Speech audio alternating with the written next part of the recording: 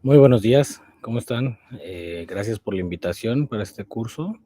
El día de hoy me corresponde a mí hablar un poquito del panorama de las enfermedades virales respiratorias durante el embarazo. Y aunque vivimos en tiempos sombríos en los cuales pareciera que las enfermedades infecciosas no nos dejarán en paz, parece que vivimos sobre un témpano de hielo que está a punto de romperse. Ya lo hemos vivido con COVID, lo estamos probablemente en espera de influenza y bueno, probablemente que se esté alejando un poquito las infecciones por dengue. En estos tiempos, Charles Darwin nos decía o declaró que realmente no es el más fuerte ni el más inteligente el que sobrevivirá, sino el que tenemos que adaptarnos a los cambios en los cuales en estos momentos estamos viviendo. Por ello, también es muy importante recalcar que el embarazo es el estado fisiológico más patológico que existe para cualquier mujer. ¿Por qué es importante esto? Bueno, porque existen cambios fisiológicos propiamente del embarazo, como el incremento en la producción de secreciones a nivel respiratorio. Empieza a haber un aumento en la congestión de estas vías aéreas, sobre todo superiores. Empieza a haber un aumento en la circunferencia de la pared torácica. Recordemos que ya es un binomio y esto obviamente conforme va creciendo el útero, pues va a haber cierta restricción diafragmática, lo cual va a generar que existe este desplazamiento, en lo cual limite un poquito el proceso de respiración. Todo embarazo tiene una repercusión fisiológica en el cual empieza a disminuir el volumen residual, esto aumenta mi volumen tidal que requieren las pacientes, empieza a haber hasta cierto punto un aumento en el atrapamiento aéreo. Y bueno, eso simplemente va a generar una disminución en la resistencia de la vía aérea, una capacidad de difusión permanente y simplemente hay un aumento en la ventilación por minuto, lo cual también va a generar que las mujeres estén muy sensibles a los intercambios de dióxido de carbono y sobre todo a sus niveles. Sabemos que este es el principal marcador por el cual se estimula la respiración. Ahora bien, en las infecciones virales, como aquí lo vemos por adenovirus, por influenza, por coronavirus y virus incisional respiratorio, sabemos que va a empezar todo a nivel del tracto respiratorio superior, lo cual va a generar una migración hacia el nivel de los bronquiolos, en el cual va a haber una modificación de las células inmunes. Obviamente empieza a activarse los macrófagos, neutrófilos, células natural killer, que van a convertirse probablemente muchos de ellos en célula presentadora de antígeno. Entonces, esto trae por consiguiente activación tanto de los neumocitos tipo 2 y los neumocitos tipo 1 y genera un proceso inflamatorio en el cual va a traer repercusiones a nivel del endotelio, en la membrana respiratoria que compone 7 capas, va a generar un proceso de inflamación que va a generar un aumento en el espacio intersticial y que por eso muchas de las pacientes comiencen con probablemente cierta disnea. Ahora bien, muchos de los virus van a tener repercusiones sobre los neutrófilos y sobre los macrófagos. Aquí les pongo cómo algunos virus generan lisis de estos neutrófilos, influenza puede generar apoptosis o simplemente formación de estas membranas que puedan imposibilitar el intercambio gaseoso adecuado. Coronavirus genera apoptosis, inclusión de cuerpos en los macrófagos que van a hacer que totalmente disfuncione. Y bueno, lo mismo de las membranas hialinas, ¿no? Esto genera una resistencia inmunológica, tanto en los macrófagos alveolares y sobre todo en donde se lleva a cabo la batalla, que es a nivel del epitelio respiratorio. Hay más atracción de neutrófilos, obviamente el proceso inflamatorio va a generar más activación de plaquetas, lo cual puede condicionar que se vuelva un círculo vicioso con la síntesis de más citocinas proinflamatorias, obviamente más reclutamiento de células inflamatorias y bueno, obviamente todo lo que compone un proceso inflamatorio con la activación de las tasas de proteinasas y catepsinas y lactoferrina. Ahora, hasta cierto punto también existe cierto punto de resiliencia tisular en el cual el macrófago alveolar tratará de generar toda esta reacción inflamatoria en contra de las bacterias y en contra de los virus, y esto simplemente va a generar modificaciones en su anatomía, pues, traer repercusiones a nivel del el epitelio respiratorio, y con ello, pues simplemente un círculo vicioso que en nuestro espacio intersticial aumente y esto genera que los pacientes por eso manifiesten disnea ante toda infección viral. Ahora bien, en esta publicación de este año, básicamente ustedes pueden observar cómo esta homeostasis se pierde por el proceso infeccioso viral.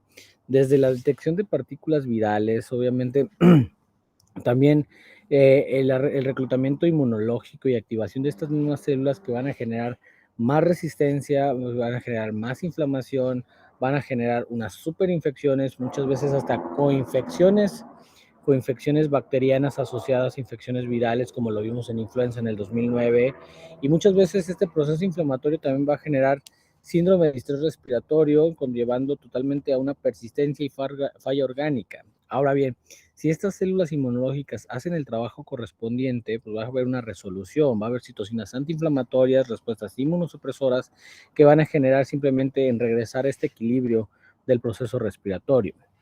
Ahora, cuando tenemos una infección pulmonar, básicamente por virus, tenemos un daño alveolar difuso, lo que ya comentábamos que generan la reacción inflamatoria por neutrófilos, que es la formación de membranas hialinas, la presencia de hemorragias alveolares, descamación de neumocitos, sobre todo tipo 2, y esto genera más infiltración inflamatoria tanto de neutrófilos y macrófagos, que eso simplemente hacen que me aumente un poquito el espacio intersticial y de ahí haya menos intercambio gaseoso.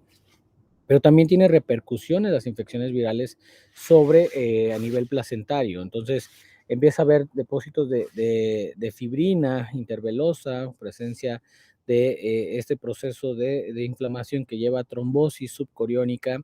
Esto va a generalizar una hipoxia a nivel placentario, lo cual va a traer también repercusiones para el producto, modificaciones en el origen de nuevos vasos y esta alteración en angiogénesis que simplemente va a desencadenar la presencia de una vasculopatía trombótica y esto simplemente va a generar que el producto empiece a tener restricción del crecimiento, empieza a disminuir la cantidad de líquido amniótico que es importante para el desarrollo de él y empieza a generar oligohidramnios, ¿no? Entonces, muy importante estar vigilando en los controles prenatales que las mujeres no tengan infecciones de cualquier tipo, pero bueno, ahora en estos tiempos más que nada también a nivel respiratorio. Bueno, como ustedes lo han visto, desde ya casi 2 años de esta pandemia, en el cual, pues, simplemente el COVID, aquí vemos un esquema en el cual sabemos que tiene proteínas de espiga, tenemos proteínas membranales, tenemos nucleocápsides y simplemente una envoltura. Obviamente, esto va a interactuar, sobre todo la subunidad S1 y subunidad S2, va a interactuar con los receptores de enzima convertidora de angiotensina, y esto va a generar más proceso inflamatorio. De ahí la importancia de entender que esta enfermedad se ha vuelto multisistémica. Un poquito de la línea de tiempo de lo que ha pasado con este virus. Sabemos que todo empezó aproximadamente a finales de diciembre del 2019, en el cual simplemente primero culpábamos un mercado de especies exóticas en la región de Wuhan, que posteriormente vino los anuncios por parte del CDC asiático, que se podía tratar probablemente de un SARS o de un MERS parecido. Después se completó en enero del 2020 posiblemente el genoma de este virus para poder replicar, hacer primers, para poderlo diagnosticar de una manera rápida por medio de PCR.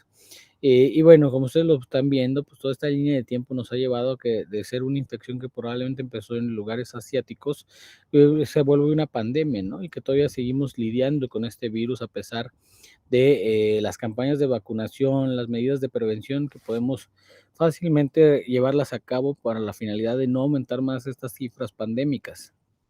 Como les decía, primero creíamos que el COVID simplemente era una infección respiratoria y que ahí probablemente quedaba todo, pero empezamos a entender después de este tiempo que el COVID simplemente se ha tratado de una enfermedad multisistémica, una enfermedad en la cual trae repercusiones obviamente a nivel pulmonar, a nivel cardiovascular, pero tiene repercusiones también a nivel de otros órganos como sistema neurológico, sistema inmunológico, ni se diga. Tenemos alteraciones gastrointestinales como manifestaciones como diarrea, a nivel hepático podemos tener la presencia de colestasis y empezar a tener transaminitis. A nivel del sistema reproductivo empezamos a encontrar también que el virus lo podemos hacer PCRs de líquido seminal y encontramos positividad a esta PCR. Y a nivel renal, pues no se diga, la generación de lesión renal aguda debido a la infección viral, que es algo que también tenemos que repercutir en el caso del binomio embarazo-infección viral, en el cual esta simbiosis genera que también muy fácilmente podemos llevar a lesión renal aguda a una mujer embarazada por COVID. Entonces, al entender que este virus es una enfermedad multisistémica, bueno, pues ya les pongo aquí un poquito de todas las manifestaciones que hemos aprendido a través del tiempo de esta enfermedad, en el cual ha sido más más predominante algunas otras presentaciones como el tromboembolismo, probablemente las alteraciones cardiológicas. Hemos entendido también las lesiones dermatológicas. Entonces, imagínense que ya el propio embarazo puede dar todas estas afecciones multisistémicas, aunado a un proceso respiratorio viral como es COVID-19, en el cual, pues bueno, simplemente las mujeres tendrán que requerir más atención médica para prevenir más complicaciones. Ahora bien, ¿por qué este virus se asocia a una enfermedad multisistémica? Vean, existen 26 proteínas por medio del COVID o del SARS-CoV-2, en el cual tienen interacción con 332 proteínas del sistema del humano o del reservorio, del huésped, y por eso la interacción de que esto se vuelve una enfermedad multisistémica. Vean, receptores a nivel pulmonar, receptores a nivel testicular en los hombres, en las trompas de falopio, a nivel de tiroides, a nivel del tubo digestivo. Entonces, por eso esta enfermedad se ha vuelto multisistémica, no solamente una neumonía, sino simplemente enfermedad por COVID, como se ha declarado por parte de la OMS. Ahora bien, una mujer embarazada que trae repercusiones con la infección adquirida por COVID, bueno, va a tener alteraciones en el sistema renina-angiotensina-aldosterona, por eso denomino esta diapositiva como un preeclampsia-like, ¿sí? En el cual también en lugar de endoteliosis genera una endotelitis, lo cual va a traer repercusiones a nivel disfuncional con activación de complemento, efectos procoagulantes y daño vascular que va en proceso de generar más desequilibrio a partir de la mujer embarazada, ¿no? Entonces, por eso COVID-19 se ha asemejado mucho a lo que ocurre en la preeclampsia de las mujeres embarazadas, ¿no? Entonces, hay que quedar muy claro que simplemente el proceso a nivel de embarazo más COVID se llama endotelitis, comparado a lo que pasa en preeclampsia, que es una endoteliosis. Obviamente se tuvo que clasificar la enfermedad por COVID en diferentes etapas por parte de los Institutos Nacionales de Salud en Estados Unidos, en el cual, pues bueno, sabemos que actualmente con el periodo de vacunación tenemos más pacientes asintomáticos positivos con una prueba positiva. Y bueno, la enfermedad por COVID se puede dividir en 4 grandes rasgos, es decir, separando un poquito lo que es la enfermedad asintomática, ¿no? Tenemos una enfermedad leve en el cual simplemente el paciente manifiesta toda fiebre, tos, odinofagia, malestar, cefalea, dolor muscular, pero no tiene alteraciones respiratorias, que probablemente pues es lo que muchas veces lleva a los pacientes a una atención tardía. Después tenemos la enfermedad moderada en el cual básicamente la saturación está perfecta, pero empieza a tener cierta evidencia, sobre todo a nivel radiológico, que es muy difícil poder, por todo este patrón o esas conductas de evitar los rayos X a una mujer embarazada. Y luego viene la enfermedad severa, que ya tenemos una caída en la saturación por debajo de 92-94%, una caída en el PAFI o el índice de Kirby, como se denominaba anteriormente. Tenemos un aumento en la frecuencia respiratoria y una progresión radiológica cuando se puede tomar las radiografías. Y la enfermedad crítica simplemente las mujeres llegan con falla respiratoria, choque séptico y ya probablemente alguna disfunción multiorgánica. Ahora, ¿qué ha pasado con esta enfermedad en las mujeres embarazadas? Este artículo que les pongo aquí de American Journal de Obstetricia nos lleva a que la doctora Pierce Williams hace un recopilado de pacientes en 2 instituciones de Estados Unidos, llevando a un registro de 64 mujeres embarazadas con la presencia de una PCR positiva. Y bueno, ¿qué llamaba la atención? Que muchas de estas mujeres tenían, el 25% ya tenían una enfermedad pulmonar o cardíaca. Por eso la importancia del control prenatal se vuelve básico para este tipo de padecimientos. Mucho de las infecciones por COVID se daba entre la semana 29 y 30, muy semejante a lo que ocurre con otros virus. Y bueno, el parto pretérmino, que afortunadamente no había más complicaciones, se presentó en el 88% de estas mujeres infectadas. Y bueno, lamentablemente se tenía que someter a cesárea en el 94%. Afortunadamente los bebés, pues sí, no tenían más complicaciones. Se ha descrito que hasta cierto punto se ha encontrado el COVID en la placenta, pero por algo que no se ha podido explicar, se ha determinado que no hay una transmisión vertical, afortunadamente. Los bebés ingresaban a la terapia de cuidados intensivos neonatales con la finalidad de vigilar este patrón respiratorio en el 75%. Y lo que les comentaba, no se ha reportado como tal una transmisión vertical y tampoco se reportaban casos de aborto u óbitos debido a esta infección. ¿Cuál es la presentación clínica? ¿Cambia un poquito la presentación clínica de una mujer embarazada con COVID? Pues realmente no cambia mucho. Acuden a la consulta simplemente por fiebre y todos con la mayoría de los casos. Obviamente sí pueden llegar a tener complicaciones obstétricas, pero afortunadamente no lleva más esto, ¿sí? Entonces, muchas veces hasta los 2 semanas posparto, todavía se puede considerar que una mujer puede ser susceptible a la infección por COVID, como reporta esta publicación china. Algo que ha quedado muy claro, o sea, y eso es algo que seguimos recalcando por parte del estudio Recovery para ver qué es la terapia indicada para todo paciente con COVID. No hay diferencia en tratar a una paciente con COVID no embarazada a una embarazada, ¿sí? Entonces, realmente ustedes están viendo en esta diapositiva que simplemente la dexametasona, ya cuando tenemos una caída en la saturación, tenemos probablemente anticuerpos monoclonales y efectos de antiinflamación o moduladores antiinflamatorios como lo es tocilizumab, son los 3 medicamentos que han demostrado realmente tener eficacia en contra de COVID en pacientes que tienen este padecimiento. No sirve la ivermectina, no sirve la citromicina, no sirve ningún otro medicamento más que esto ha quedado bien estipulado y todavía es lamentable que a algunas mujeres embarazadas con COVID se les siga recomendando acitromicina, se siga recomendando ivermectina y hasta plasma convaleciente.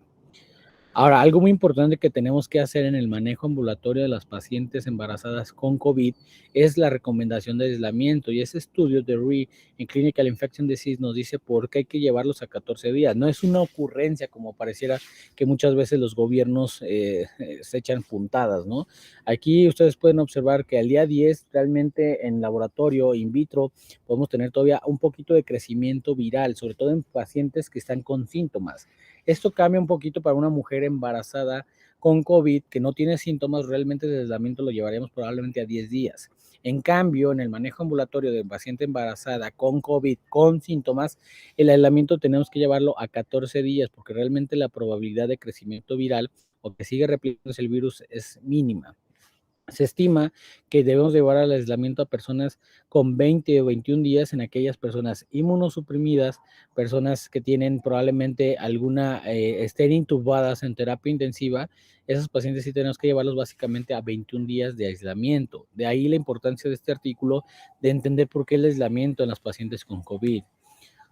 Algo que ha quedado bien demostrado en esta imagen publicada por los franceses, la importancia del manejo del cubrebocas, ¿no? Que es algo que simplemente tenemos aquí en la primera imagen, un paciente que tiene infección por COVID y bueno, obviamente el no usar el cubrebocas lleva un riesgo de transmisión del 90%. Disminuye bastante cuando ya una persona utiliza el cubrebocas a 30%, cuando al enfermo le ponemos el cubrebocas un 5%, y si todo el mundo usamos adecuadamente el cubrebocas con una sana distancia, como se ha denominado desde hace 2 años casi, pues el riesgo de transmisión es muy bajo, de 1.5, y aquí obviamente esta imagen sale antes de todos los resultados que ha tenido la prevención con vacuna para COVID. Ahora, hablando de la otra infección viral muy frecuente en las mujeres embarazadas, que es influenza virus, pues realmente sabemos que este virus, a partir de que en México, en Perote, Veracruz, que esta persona migró a Oaxaca y de ahí empezará toda esta pandemia en México por esta persona que se consideraba una influenza porcina, que después demostramos que realmente no era. Entonces, era este virus, pues realmente es muy importante la neuraminidasa y hialuronidasa como los principales marcadores de interacción con los receptores ciálicos a nivel respiratorio que va a generar todo este proceso inflamatorio a nivel intersticial también. Aquí lo podemos observar, cómo este influenza va a interactuar con estos receptores ciálicos que tenemos principalmente en las bases pulmonares. Esto va a generar un proceso de inflamación debido a la unión de hemaglutinina y neuroaminidasa. Y desde entonces ya se hablaba del término de tormenta de citocinas y producción de interferón.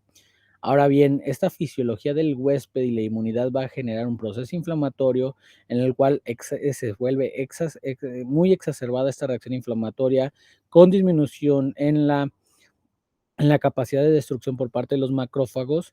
Y bueno, esto simplemente puede ser que el macrófago realmente no tenga su función adecuada contra los virus o simplemente venga una caída en la cantidad de macrófagos y por ello tenemos todo el proceso. Ahora bien, entendimos en el 2009 que influenza algo muy importante por lo que se complicaban los pacientes, esta coinfección que casi era del 25%, y aquí lo vemos en esta imagen de Nature Reviews Microbiology, en el cual esta interacción del huésped con bacterias propias del epitelio respiratorio nos llevaba probablemente a más exacerbación de la disnea, más daño epitelial, más proceso inflamatorio, y esto simplemente llevaba a los pacientes a terapias intensivas u hospitalización.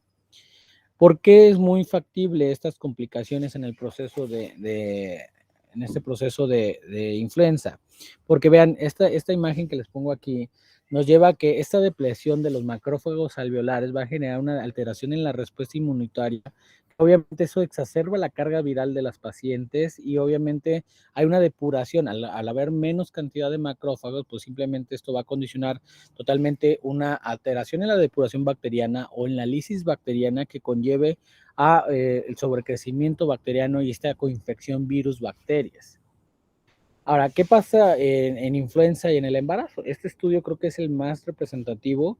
Aquí, por ejemplo, el doctor Mayer, también American Obstetric Journal Gynecology, nos lleva a un registro de casi 2.025 pacientes embarazadas con prueba positiva por PCR para influenza. La hospitalización era variable, en diferentes países era de un 5,87%, es un estudio que realizaron los holandeses con registros médicos de casi toda Europa y obviamente el virus afectaba principalmente en la segunda mitad del embarazo. Los ingresos a terapias intensivas llevaban una mortalidad estimada del 22% en base a las complicaciones propias del embarazo, también a la cantidad, sobre todo al retraso en la atención médica por este virus. Más del 55% de las mujeres embarazadas padecían una comorbilidad, obesidad y diabetes como las principales enfermedades y el 64% de los casos fueron clasificadas como cuadros severos. Esta es la importancia de este artículo. La estancia hospitalaria nos llevaba a 3 a 9 días y en terapia intensiva de 7 a 8 días. Y el parto a pretérmino, a comparación de lo que ocurre en COVID, se manifestaba solamente en el 30% de los casos. Ahora, la doctora Louis en New England Journal of Medicine en el 2011 presenta el registro de casos de influenza y embarazo en mujeres no embarazadas y en mujeres posparto en el estado de California.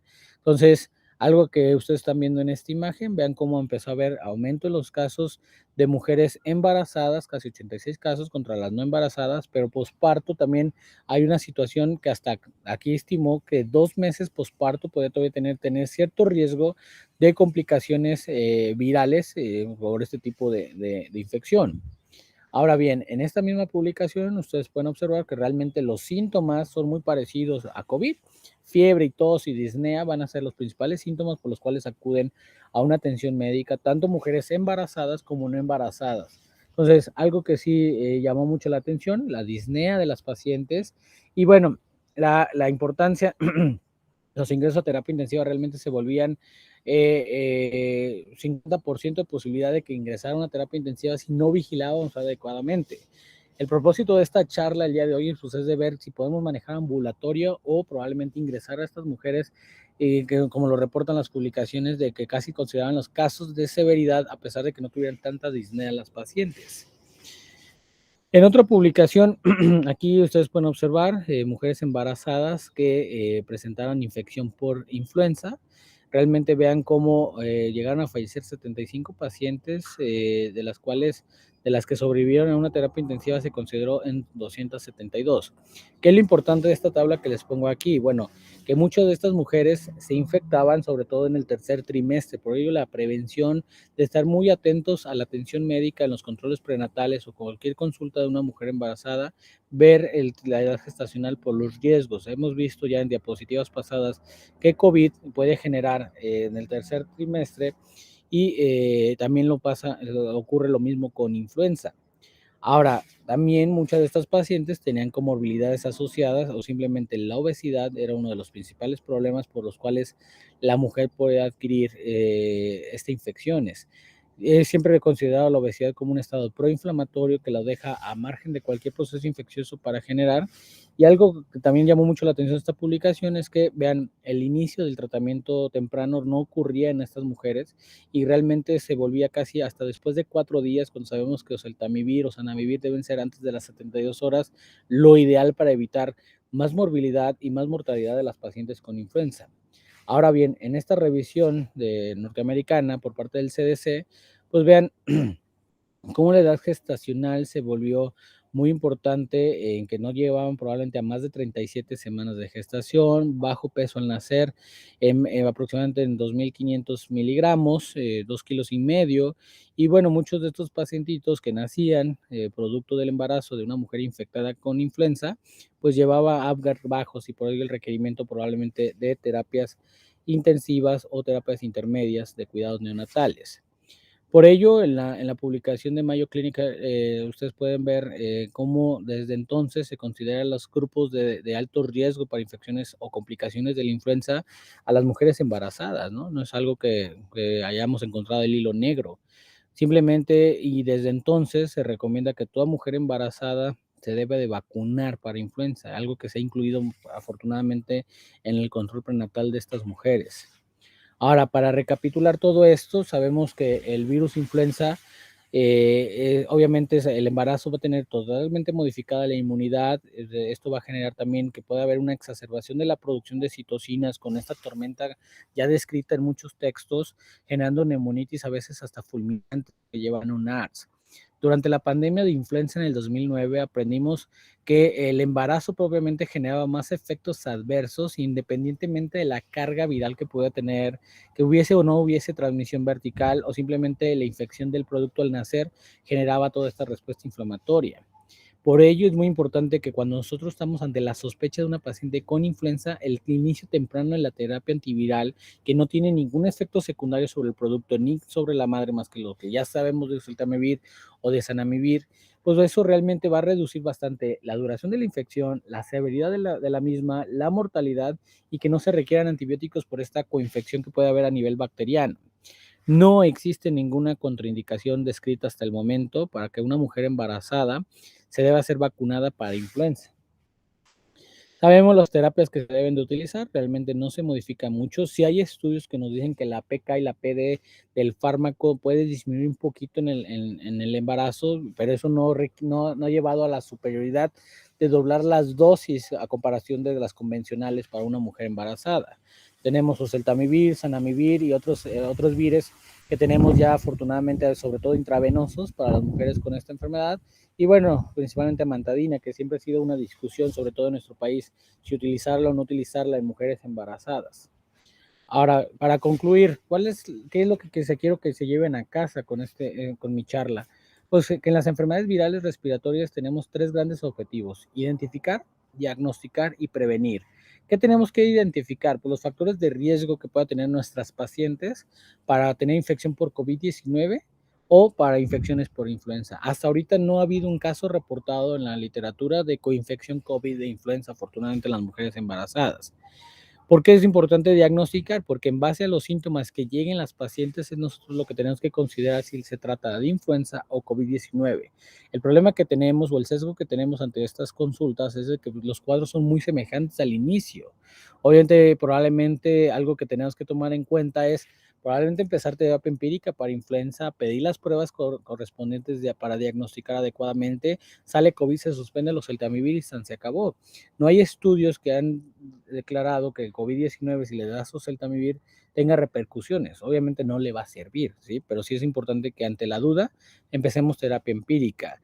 Y sobre todo, les presento un checklist que se realizó aquí en el Hospital Civil por parte del doctor Rodríguez Noriega, en el cual pues nosotros consideramos dar cierto puntaje en el triage de problemas respiratorios. Y obviamente ustedes pueden observar, 7 a 15 probablemente tratamiento ambulatorio, más de 16 puntos, hay que hospitalizar a las pacientes con la finalidad de evitar complicaciones. Y por último, prevenir las complicaciones de estas infecciones. Sabemos que COVID-19 ha generado mucho caos, ha generado muchas complicaciones, mucha mortalidad en el mundo. Lo mismo puede ocurrir con influenza y con influenza lamentablemente también son mortalidades muy altas cuando se llega a requerir probablemente una ventilación mecánica. Lamentablemente en COVID-19 casi la mortalidad ha oscilado entre 75 y 80% de las personas que intubamos, lamentablemente, a pesar de las grandes terapias intensivas que tenemos en el país.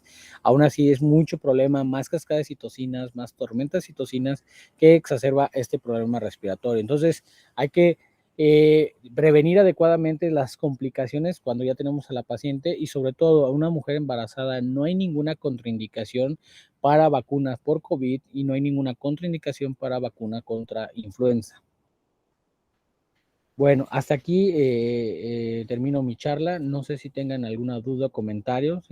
Aquí anexo mi correo electrónico por si tienen alguna duda. Y bueno, siempre es gratificante poder contribuir con un granito de arena para seguir mejorando la atención integral de nuestros pacientes, sobre todo cuando están con un binomio llamado embarazo. Muchísimas gracias. Que tengan buen día. Cuídense mucho.